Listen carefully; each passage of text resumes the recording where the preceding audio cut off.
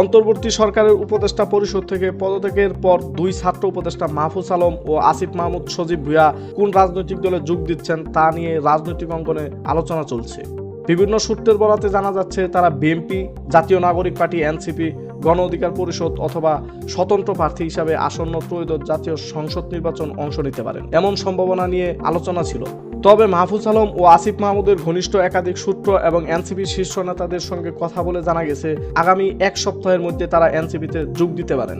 সূত্রগুলো বলছে জুলাইয়ের গণ অভ্যুত্থানের অন্যতম এই দুই নেতা আসন্ন জাতীয় সংসদ নির্বাচনে অংশ নেওয়ার প্রস্তুতি নিচ্ছেন। এরই মধ্যে আসিফ মাহমুদ সজীব ভুঁইয়া ঢাকা 10 আসন থেকে স্বতন্ত্র প্রার্থী হিসেবে নির্বাচন করার ঘোষণা দিয়েছেন। অন্যদিকে মাহফুজ আলম লক্ষ্মীপুর 1 আসন থেকে প্রার্থিতা করবেন বলে তার ঘনিষ্ঠ সূত্রগুলো নিশ্চিত করেছে। এনসিপি ইতোমধ্যে 125টি আসনের প্রাথমিক প্রার্থী তালিকা ঘোষণা করলেও এই দুই আসনে দলটি কোনো প্রার্থী দেয়নি।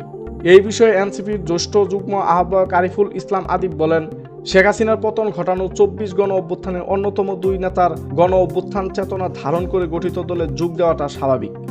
তিনি আরও জানান, আনুষ্ঠানিকভাবে এনসিপিতে যোগ দেওয়ার ঘোষণা কয়েকদিনের মধ্যেই তাদের পক্ষ থেকে আসতে পারে। তবে মাহফুজ আলম ও আসিফ মাহমুদ সজীব ভুঁইয়ার পক্ষ থেকে এই বিষয়ে এখনো আনুষ্ঠানিক কোনো মন্তব্য পাওয়া যায়নি। মোহাম্মদ বাইজিদ প্রবীণ, এই দিন এই সময়।